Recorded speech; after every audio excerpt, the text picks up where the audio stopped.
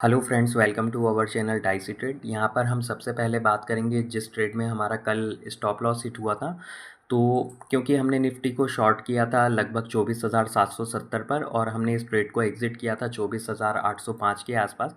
तो यहाँ पर क्योंकि हमने नेक्स्ट वीक का पुट ऑप्शन बाय किया था 14 अक्टूबर की एक्सपायरी वाला, तो यहाँ पर हमने इसको बाय किया था 181-82 के आसपास और इसको एग्जिट किया था लगभग 161 और 162 के आसपास। तो यहाँ पर हमारा 20 से 21 पॉइंट का एक एसएल हिट हुआ और उसके बाद मार्केट काफ़ी टाइम तक अगर आप देखेंगे तो साइडवेज ट्रेड ही हुआ है। अगर आप आखिरी के 45 मिनट्स को छोड़ दें तो यहाँ पर ये जो हमें एक अपसाइड स्विंग देखने को मिला था, तो क्योंकि टाइम बहुत हो चुका था तो यहाँ पर फिर से कोई दूसरी ट्रेड को एग्जीक्यूट करने का कोई रीज़न नहीं था। और हमने नेक्स्ट वीक के एक्सपायरी ऑप्शन को इसलिए भी सिलेक्ट किया था क्योंकि वो डिस्काउंट में ट्रेड हो रहा था और जब से एक्सपायरी शिफ्ट हुई है ट्यूसडे को, और क्योंकि वीकेंड भी होता है और जब मार्केट अगर मंडे को फ्लैट भी ओपन होता है या 20-30 पॉइंट पॉजिटिव या नेगेटिव भी ओपन होता है, तब भी आपके ऑप्शन के प्रीमियम का काफ़ी लॉस होता है और नेक्स्ट डे एक्सपायरी होती है तो वहाँ पर बहुत ज़्यादा प्रीमियम का डिके होता है। तो यहाँ पर जब तक मार्केट, अगर आप बीटीएसटी या कैरी फॉरवर्ड पोजीशंस लेते हैं मार्केट में, जब तक मार्केट में अगर 100-150 पॉइंट का गैप अप या गैप डाउन नहीं होगा तब तक आपको किसी भी टाइप का प्रॉफिट नहीं बनेगा कैरी फॉरवर्ड पोजीशंस में, क्योंकि जो ऑप्शन का प्रीमियम है वो काफ़ी लॉस होता है। और जब भी दीपावली का फेस्टिव सीज़न आता है तो मार्केट से वॉल्यूम काफ़ी कम हो जाता है और वीकडेज़ में अगर हॉलीडे होता है तो यहाँ पर एक लंबा वीकेंड भी हो जाता है, तो इसलिए भी कई बार वॉल्यूम कम होता है।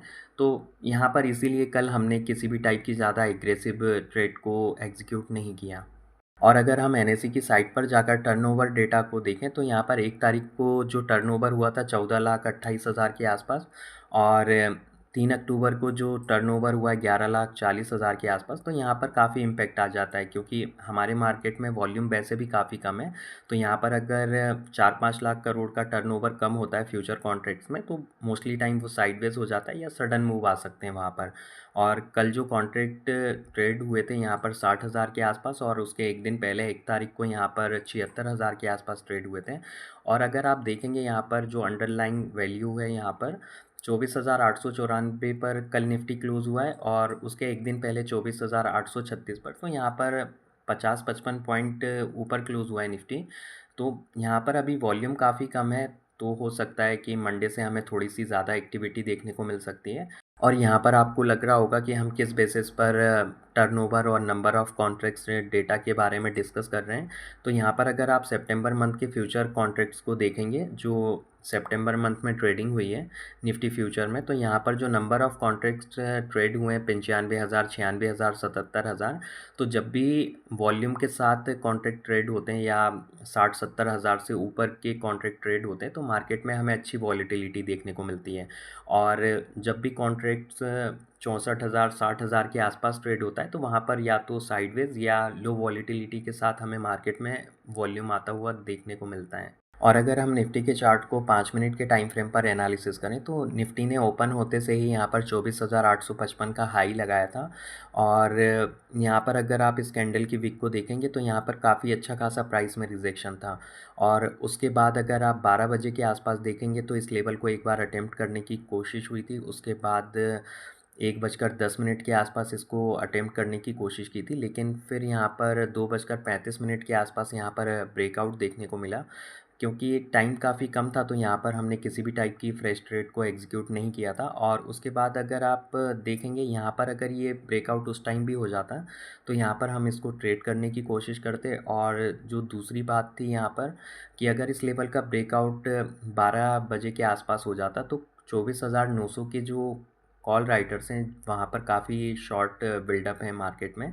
तो यहाँ पर वो जो कॉल राइटर्स हैं वो भी रिस्क पर आ सकते थे और हमें एक बड़ी शॉर्ट कवरिंग भी देखने को मिल सकती थी, क्योंकि अभी जैसा कि हमने डिस्कस किया कि बड़े प्लेयर मिसिंग थे मार्केट से, तो यहाँ पर मंडे का ट्रेडिंग सेशन काफ़ी इम्पॉर्टेंट होगा।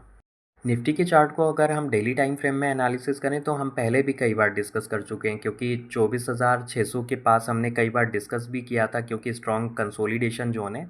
और 25,200 के आसपास निफ्टी काफ़ी लंबे टाइम से इसी रेंज में ट्रेड हो रहा है। अगर आप देखेंगे लगभग 5 से 6 महीने हो चुके हैं। तो यहाँ पर अगर बहुत सारे लोग जो बुल रन और बेयर रन की बात करते हैं, तो यहाँ पर आप इसको एक रेंज बाउंड रेंज बोल सकते हैं। यहाँ पर हमें तभी एक बड़ी तेज़ी देखने को मिलेगी जब यहाँ पर 25,200-300 के लेवल का ब्रेकआउट होगा, और हमें जो फ्रेश वीकनेस देखने को मिलेगी जब निफ्टी में 24,300 का लेवल या 24,400 के बिलो हमें क्लोजिंग बेसिस पर क्लोजिंग मिल जाती है। और क्योंकि मार्केट में अभी हमें कंटिन्यू एक फॉल देखने को मिल रहा था यहाँ पर, तो अभी सिर्फ 2 दिन हुए हैं यहाँ पर, और कल के ट्रेडिंग सेशन में वॉल्यूम भी काफ़ी कम था। तो यहाँ पर थोड़ा सा वेट करें, और अगर 24,900 का लेवल क्लोजिंग बेसिस पर होल्ड होता है या इंट्राडे में सस्टेन होता है 5 से 10 मिनट, तो यहाँ पर आपको 100 से 150 पॉइंट की शॉर्ट कवरिंग देखने को मिल सकती है। लेकिन यहाँ पर मार्केट ओपन होते से ही किसी भी टाइप की आप ट्रेड को अवॉइड करें।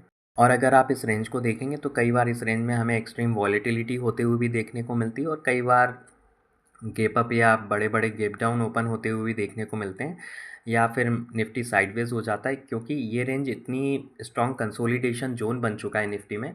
तो यहाँ पर अभी तक तो हमें इसका ब्रेकआउट देखने को नहीं मिला है। इससे पहले भी अगर आप देखेंगे मई और जून मंथ में 24,800 से लेकर 24,400 की रेंज में कंसोलिडेट हुआ, और उसके बाद जुलाई में भी कंसोलिडेट हुआ, और अगर अभी भी अगर आप मार्केट को देखेंगे तो उन्हीं लेवल्स के आसपास चल रहे हैं। और देखिए, जो वेडनेसडे को हमारा जो एक टारगेट था 24,870 का, तो यहाँ पर ये पूरी तरीके से एक शॉर्ट कवरिंग का मूव था। निफ्टी ने डे हाई भी लगाया था 24,867 का, लेकिन हमारा जो व्यू था वो नेगेटिव ही था। लेकिन अगर मार्केट में हमें अप ट्रेंड आता हुआ दिखता है या डाउन साइड आता हुआ देखने को मिलता है, तो वहाँ पर हम बायस्ड होकर ट्रेडिंग नहीं कर सकते, वहाँ पर हमें अनबायस्ड होना ही पड़ेगा। अगर किसी लेवल का ब्रेकआउट या ब्रेकडाउन होता है, तो वहाँ पर हमें उसके अकॉर्डिंग ट्रेड को एग्जीक्यूट करना पड़ता है। तो यहाँ पर मार्केट बंद होने के बाद लेवल्स के बारे में डिस्कस करना बहुत आसान होता है, क्योंकि जब हम लाइव मार्केट में होते हैं तो 30 से 40 पॉइंट की वॉलेटिलिटी में कई बार ऑप्शन के प्रीमियम में 40 से 50 पॉइंट का नुकसान हो जाता है। तो यहाँ पर अगर हम बोल दें कि यहाँ पर जो हमने लेवल्स दिए सारा दिन यहीं पर ट्रेड हुआ, तो उसका कोई ज़्यादा सेंस नहीं होता है। अगर आप इस रेंज को देखेंगे तो कोई भी आकर बोल सकता है कि 25,200 से आप सेल कर सकते हैं निफ्टी को, और 24,400 के आसपास से बाय कर सकते हैं, लेकिन इस सिचुएशंस में आपके प्रॉफिट नहीं बनेंगे। और 15 अगस्त को जब जीएसटी रिफॉर्म्स का अनाउंसमेंट हुआ था, तो मंडे को यहाँ पर काफ़ी अच्छा खासा गैप अप हुआ था, लेकिन 2-3 दिन के बाद फिर से हमें एक फॉल देखने को मिला, और फिर से यहाँ पर जो जीएसटी काउंसिल की मीटिंग होने वाली थी और जो इम्प्लीमेंटेशन होने वाला था रिफॉर्म्स का, तो यहाँ पर फिर से हमें गैप अप ओपनिंग देखने को मिली। तो यहाँ पर हमने बीटीएसटी भी किया था, तो आप टेलीग्राम चैनल पर जाकर चेकआउट कर सकते हैं उस ट्रेड को। लेकिन यहाँ पर हमने डिस्कस किया था कि ये अप ट्रेंड सस्टेन नहीं होगा जो 24,800 के पास से आना शुरू हुआ था, क्योंकि यहाँ पर ये वीक वाइज के साथ और वीक वॉल्यूम के साथ निफ्टी ऊपर गया था, तो यहाँ पर इसका सस्टेन होना मुश्किल था। और देखिए, न्यूज़ देखने का अपना अपना एक तरीका होता है, क्योंकि जो बड़ा प्लेयर होता है वो न्यूज़ के थ्रू हमेशा मैनिपुलेट करता है मार्केट को, और मोस्टली वही आपको न्यूज़ें दिखाई जाती हैं जो एक बुलिश सेंटीमेंट को हमेशा इंक्रीज़ करती हैं मार्केट में, क्योंकि लिक्विडिटी हमेशा रिटेल ट्रेडर ही जनरेट करता है। और इससे पहले अगर आप देखेंगे तो 25% जो टैरिफ था वो नेगेटिव था, लेकिन फिर 50% टैरिफ पॉजिटिव हो जाता है। और जीएसटी से जो पहले टैक्स कलेक्शन हुआ करता था वो पॉजिटिव था, लेकिन जीएसटी रिड्यूस होने से जो जीएसटी रिफॉर्म्स किया है उससे जो गवर्नमेंट के रेवेन्यू को जो बहुत बड़ा लॉस हुआ है टैक्स कलेक्शन में, वो अभी भी पॉजिटिव है। और H1B वीज़ा पहले नेगेटिव था आईटी कंपनियों के लिए, लेकिन अभी वो चीज़ पॉजिटिव हो चुकी है। तो ये बहुत सारी जो न्यूज़ें होती हैं ये कंपनी की जो रेवेन्यू होता है, जो प्रॉफिट एंड लॉस स्टेटमेंट होता है, तो वहाँ पे बहुत ज़्यादा इम्पैक्ट करती हैं। और ये न्यूज़ सिर्फ एक सेंटीमेंट को पॉजिटिव करने के लिए ठीक हो सकती हैं, लेकिन अगर कंपनी की बैलेंस शीट में ये रिज़ल्ट जो भी कुछ अर्निंग्स आती हैं वहाँ पर अगर बैलेंस शीट में रेक्टिफाई होती हैं, तो वहाँ पर आपको काफ़ी स्विंग देखने को मिल सकते हैं, और उसकी वजह से मार्केट में भी आपको काफ़ी बड़े बड़े स्विंग आते हुए देखने को मिल सकते हैं। और अगर आप इंडियन करेंसी को देखेंगे तो यहाँ पर ये काफ़ी वीकेस्ट करेंसी है, और हमने इसके बारे में डिस्कस भी किया था जब ये ऑल टाइम लो के आसपास ट्रेड हो रहा था, ऑल टाइम हाई के आसपास।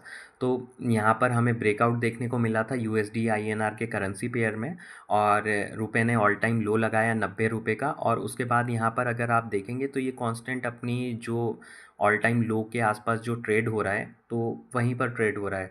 तो यहाँ पर जो जीएसटी की वजह से जो रिलीफ मिला भी है हमें, तो यहाँ पर अगर करेंसी आपकी ज़्यादा वीक होती है तो हमेशा वहाँ पर जो इन्फ्लेशन होती है वो इंक्रीज़ होती है, तो वहाँ पर उसका ज़्यादा कोई बेनिफिट नहीं मिलता है। अभी अगर हम यहाँ पर इसके बारे में ज़्यादा कुछ और डिस्कस कर देंगे तो लोग बाग रवांडा, युगांडा की करेंसी को लेकर आ जाएंगे यहाँ पर कंपेयर करने के लिए। या तो आप कम से कम इंडियन मार्केट को यूएस या यूके के स्टॉक मार्केट से कंपेयर मत करिए, क्योंकि अगर वहाँ के आप एक दिन के वॉल्यूम और टर्नओवर को देखेंगे तो वहाँ पर हम उसके अकॉर्डिंग देखा जाए तो 2x भी नहीं है वॉल्यूम के अकॉर्डिंग। और या फिर आप अगर करेंसी को कंपेयर करने आते हैं तो कम से कम आप स्टैंडर्ड भी वही सेट करिए जिनसे आप कंपेयर करते हैं। और देखिए, हम कभी भी अपने यूट्यूब चैनल और टेलीग्राम चैनल पर पॉलिटिकल बातों का डिस्कशन नहीं करते हैं, और ना ही हम कभी ये बोलते हैं कि निफ्टी 26,000 आ जाएगा, 27,000 आ जाएगा, या 20,000 आ जाएगा, 28,000 आ जाएगा। तो यहाँ पर अपने अपने पॉलिटिकल व्यू हो सकते हैं, बहुत स्ट्रॉन्ग व्यूज़ भी हो सकते हैं किसी के। लेकिन यहाँ पर जब भी हम वीक करेंसी के बारे में और जीएसटी रिफॉर्म्स के बारे में थोड़ा सा भी डिस्कस करते हैं तो बहुत सारे लोग अपनी फ्रस्ट्रेशन को कमेंट सेक्शन में निकालने आते हैं।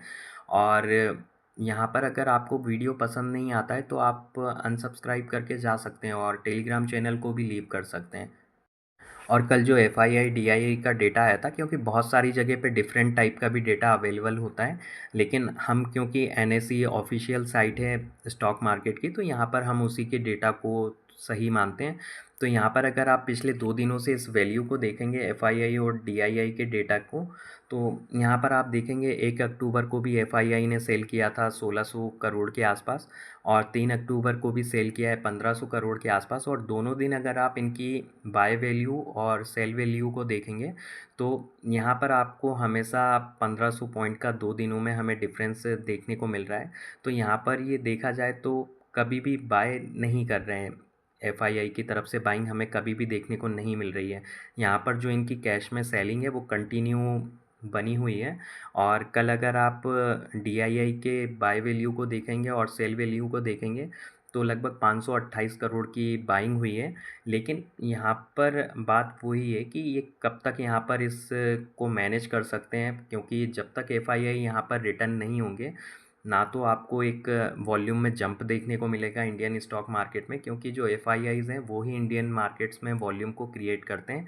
और जब तक एक बड़ा प्लेयर मिसिंग रहेगा इंडियन स्टॉक मार्केट से तब तक यहाँ पर कोई बहुत बड़े अपसाइड मूव आने के चांसेस बहुत कम है। और आज के वीडियो में हम निफ्टी की ऑप्शन चेन को एनालिसिस नहीं करेंगे, क्योंकि कल मार्केट में बड़े प्लेयर मिसिंग थे और वॉल्यूम भी काफ़ी कम था, तो यहाँ पर कोई ऐसा सिग्निफिकेंट डेटा नहीं है जिसके अकॉर्डिंग हम कुछ कंक्लूड कर पाएँ।